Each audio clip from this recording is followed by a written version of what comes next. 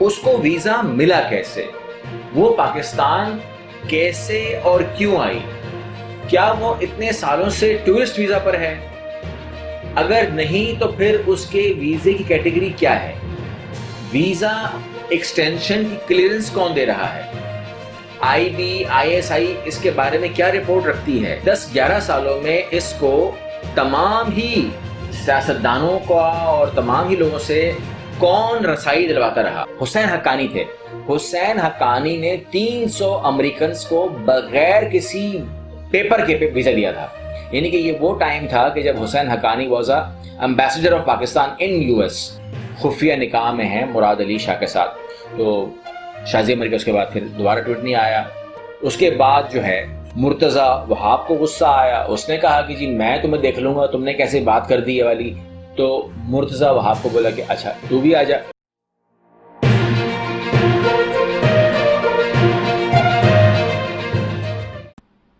بسم اللہ الرحمن الرحیم، السلام علیکم۔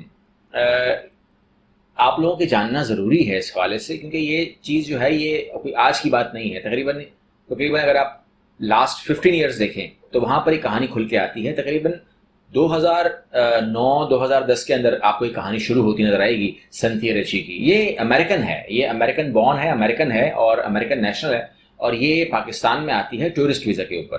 اب جس زمانے میں آتی ہے نا، وہ زمانہ پاکستان کا ویزا لینا انتہائی مشکل کام تھا۔ یعنی کہ وہ دور آپ کو میں لے کے جاؤں گا، کیونکہ 2020 ہے آج شکل بالکل چینج ہو گئی ہے ہماری، لیکن 2009-2010 کے اندر پیپلز پارٹی کی حکومت تھی، اور یہاں پر صورتحال یہ تھی کہ ویزا ناممکن کا تصور کر سکتے ہیں، امریکنز کے لیے ویزا بہت ٹائٹ تھا۔ لیکن سنتھیا ریچی کو ویزا ملتا ہے، اور اس کے بعد یہ اس وقت سے آج تک یہاں پر، یعنی کہ تقریباً 10-11 سال سے یہ یہیں پر رہ رہی ہے۔ تو ایسا کچھ سوالات تو آپ کے بنتے ہیں نا، آپ کے سوالات صحیح ہیں۔ سوالات ہیں کیا ہمارے پاس؟ ہمارے دماغوں میں سوالات آتے کیا ہیں؟ اس کو ویزا ملا کیسے؟ وہ پاکستان کیسے اور کیوں آئی؟ کیا وہ اتنے سالوں سے ٹورسٹ ویزا پر ہے؟ اگر نہیں تو پھر اس کے ویزے کی کیٹیگری کیا ہے؟ ویزا ایکسٹینشن کی کلیئرنس کون دے رہا ہے؟ آئی بی آئی ایس آئی اس کے بارے میں کیا رپورٹ رکھتی ہے؟ 10-11 سالوں میں اس کو تمام ہی سیاستدانوں کا اور تمام ہی لوگوں سے کون رسائی دلواتا رہا؟ تو کہنے کا مطلب یہ ہے کہ جب ہم اس کو مزید آگے پڑھتے ہیں تو ہمیں پتہ چلتا ہے کہ یہ تقریباً 2008-2009 میں یہ اعظم سواتی کی ایک برادر نسبتی ہیں، ان کے ساتھ ان کی فیس بک فرینڈشپ ہوتی ہے، اور فیس بک فرینڈشپ کے اوپر جو ہے یہ ان کو بتاتی ہے کہ مجھے جو ہے بڑی خدمت خلق کا جذبہ ہے میرے اندر، مطلب میں خدمت کرنا چاہ رہی ہوں، میرے اندر پاکستان کی جو محبت ہے وہ کوٹ کوٹ کے بھری ہوئی ہے، اور I want to help Pakistani peoples. تو وہ بڑا متاثر ہوتا ہے جو برادر نسبتی ہوگا، ٹھیک ہے میں آپ کی بات کرواتا ہوں اعظم سواتی صاحب سے۔ اب وہ ان کی بات اعظم سواتی سے کرواتی ہیں، اور وہ اپنا اظہار کرتی ہیں کہ جی میں نے سوشل ورک کرنا چاہتی ہوں، میں پاکستان میں پاکستان کی خدمت کرنا چاہتی ہوں، تو مجھے سوشل ورک کرنے کے لیے کوئی سیٹ اپ بنایا جائے، مجھے کچھ دیا جائے، لیکن ساتھ ساتھ مجھے سیکورٹی بھی مہیا کی جائے، کیونکہ وہ دور جو تھا وہ سیکیور نہیں تھا۔ جو آج آپ پاکستان دیکھ رہے ہیں یہ ایسا نہیں تھا، اس ٹائم قدم قدم پر جو ہے وہ انسیکورٹی تھی، کیونکہ وہاں پر بہت سارے یعنی کہ بلیک واٹر، بہت سارے اسپائنگ ایجنسیز، انڈین ٹیررزم، یہاں پر ان کے بنیادیں جم گئی تھیں، یہاں پر وہ بیٹھ گئے تھے، تو اس کو ویزا جاری کیا گیا۔ اب جو لوگ اس کو انویسٹیگیٹ کرتے ہیں، ریسرچ کرتے ہیں، وہ بتاتے ہیں، وہ کہتے ہیں ان کا جو ویزا ہے یہ اس کھیپ میں سے نکل کر آیا ہے جہاں حسین حقانی تھے۔ حسین حقانی نے 300 امریکنز کو بغیر کسی پیپر کے ویزا دیا تھا۔ یعنی کہ یہ وہ ٹائم تھا کہ جب Husain Haqqani was ambassador of Pakistan in U S, اور انہوں نے بغیر کسی پیپر کے، جسے کہتے ہیں نا اسٹیکر لگا کر بولا کہ جاؤ پاکستان جاؤ، یہ وہ والا دور تھا۔ اب وہ 300 پاکستان جو 300 ویزاز تھے، اس کے اندر اکثر جو لوگ تھے، اس میں جو ہمیں جو پتہ چلا وہ اکثریت بلیک واٹر کی تھی۔ اب یہ جو سنتھیا ہے یہ ڈائریکٹ بلیک واٹر کی ہے یا نہیں، مجھے اس کے بارے میں ابھی بھی علم نہیں ہے، لیکن اکثریت اس میں آئی تھی۔ یہ کیوں آ گئی، اس کا حسین حقانی کے ساتھ کیا رابطہ ہوا، یا یہ 300 کی کھیپ میں کیوں ہے، یہ اس کے بارے میں تو حسین حقانی کو اگر کبھی کوئی گرفت کرے، پکڑے تو وہ پوچھے، مگر وہ آدمی ٹھیک نہیں ہے. مطلب یہ میری پرسنل رائے ہے.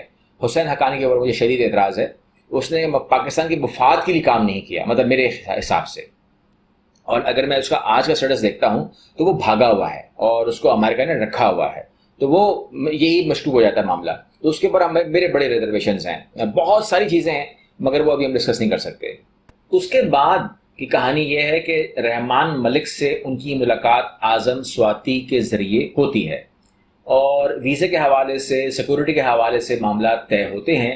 اور سب سے پہلی خواہش جو سنتھیا کرتی ہے وہ کرتی ہے کہ مجھے کوہستان میں کام کرنا ہے. اب معاملہ یہ ہے کہ آپ کراچی بول دیں، اسلام آباد بول دیں، کوہستان میں کام کرنا ہے. اب یہ کوہستان جب آپ سنتے ہیں تو آپ بولتے ہیں کہ جی سر یہ اس کے پیچھے کیوں راز تو ہے. راز یہ ہے کہ اس زمانے میں ایک مدعا شروع ہوا تھا اور وہ مدعا تھا کہ Usama bin Laden.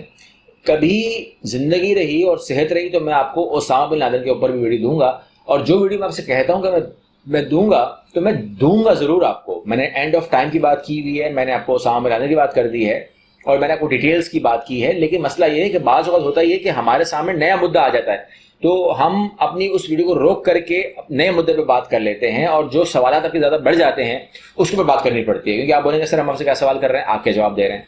Cynthia Ritchie کو اس کے بعد جو ویزا جاری ہوتا ہے وہ تو خیر ٹورسٹ تھا، لیکن اس کے بعد ایکسٹینشن ہوتی ہے یا ویزا میں کیا معاملات ہوتے ہیں، لیکن اس کو ہیلتھ منسٹری کے ساتھ کام کرنے کا موقع مل جاتا ہے.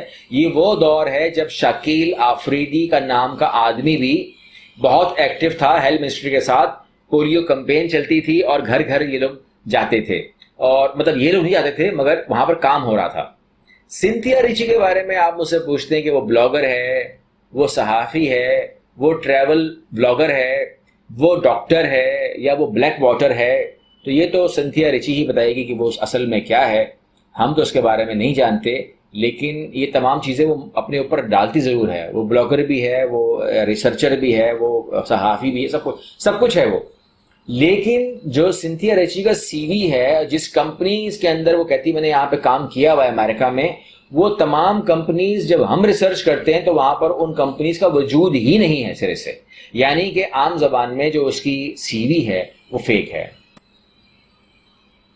اب سنتھیا ریچی نے یہ اعلان کر دیا ہے کہ جی وہ ایک ایک کر کے سارے راز کھول دے گی، جس پر شازیہ مری کا ایک ٹویٹ آیا تھا بہت بڑا. اس نے محترمہ کے حوالے سے جو نازیبہ الفاظ استعمال کیے تھے اس پر شازیہ مری نے جو ہے وہ بڑا اچھا ٹویٹ کیا تھا. میرے حساب سے تو اس میں خرابی نہیں تھی، ویڈیو میسج تھا.